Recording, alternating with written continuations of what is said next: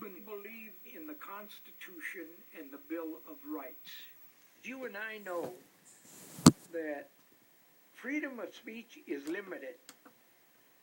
You can say anything you want as long as you don't step on some big shot's toes. Reuben Salazar had real concerns about being followed that he expressed very clearly to the people around him. He did tell me something that I will never forget. He said the police had phoned him and said, "You better stop stirring up the Mexicans." Reuben said, "I have a problem with the LAPD. I said, "What's the problem?" He says, "Well, they came to see me and they said that Mexicans aren't ready for my kind of reporting, and they want me to stop." Well, he had a right to be alarmed, and that's part of the price you pay. You know, when you stick your head out of the foxhole, there's somebody that's going to take a shot at you. Verbally, certainly. Maybe they might even do it for real. And the last things I said to Reuben, "Well, Mexicans need a mortar, let them pop you." And he said, "No, they ought to pop you. I'm better looking than you are." And we laughed.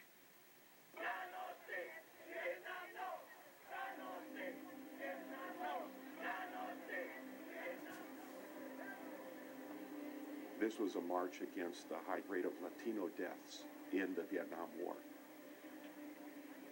Earlier generation Latinos had been very proud of high percentage of involvement in World War II and Korea.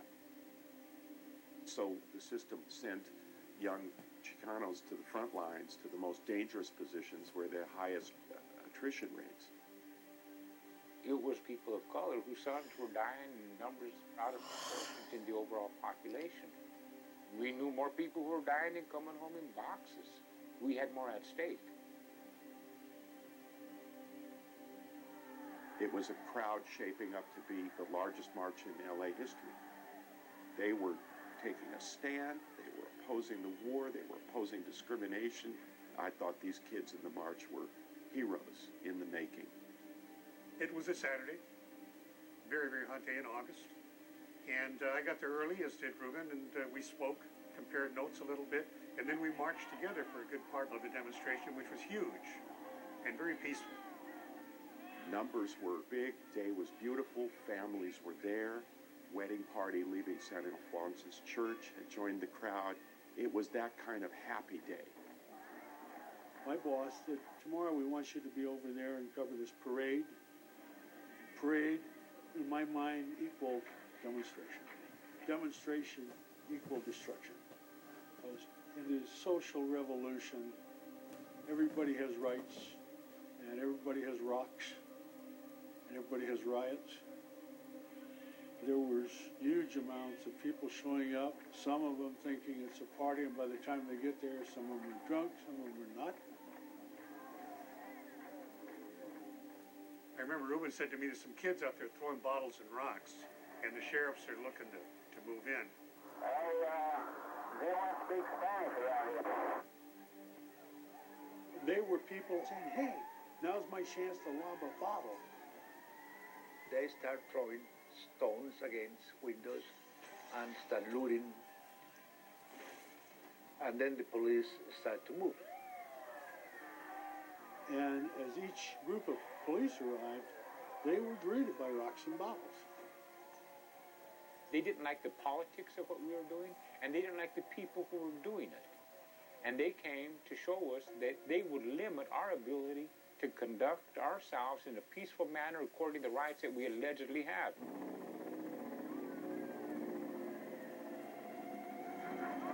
It was an incredible assault.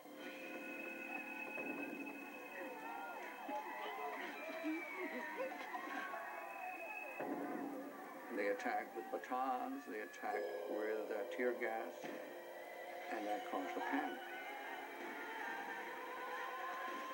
They drove up within that entire area, just jumped out of the car, run up, and started hitting people with their clubs. It was not a Chicano riot, it was a sheriff riot.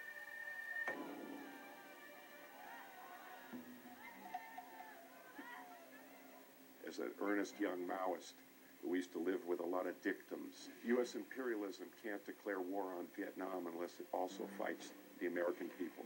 And what I saw at the moratorium that day with the police response was, in fact, the system declaring war on its own people.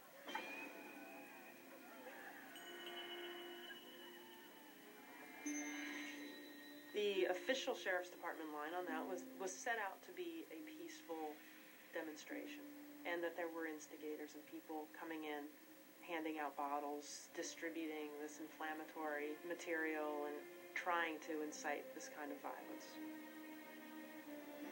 You know, in the end, I think they were just really underprepared for what happened that day.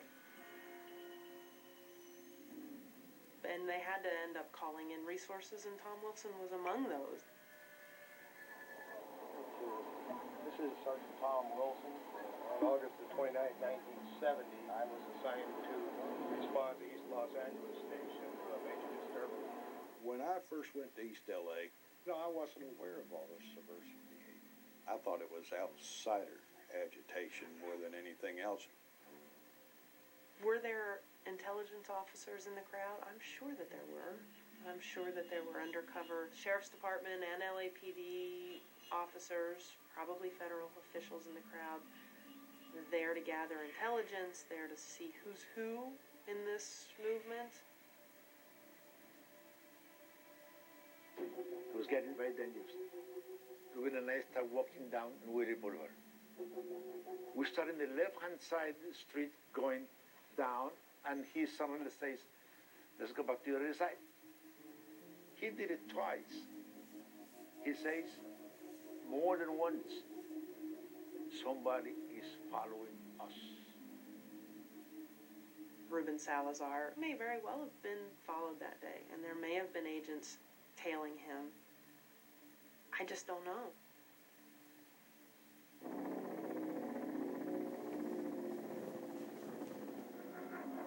One of the reasons to get into the silver dollar was to get rid of somebody that was following him.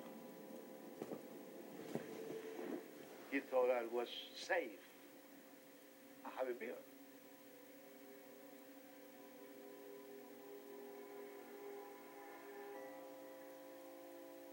It was kind of confusing what was going on. When I looked to the west, you couldn't see nothing. It was all smoke.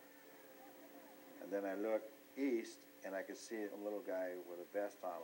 He's pointing in our direction. And the man in the red vest,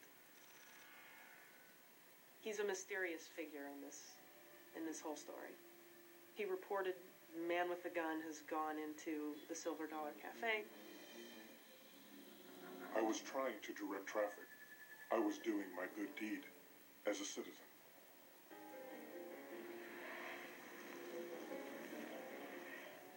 I was around the side.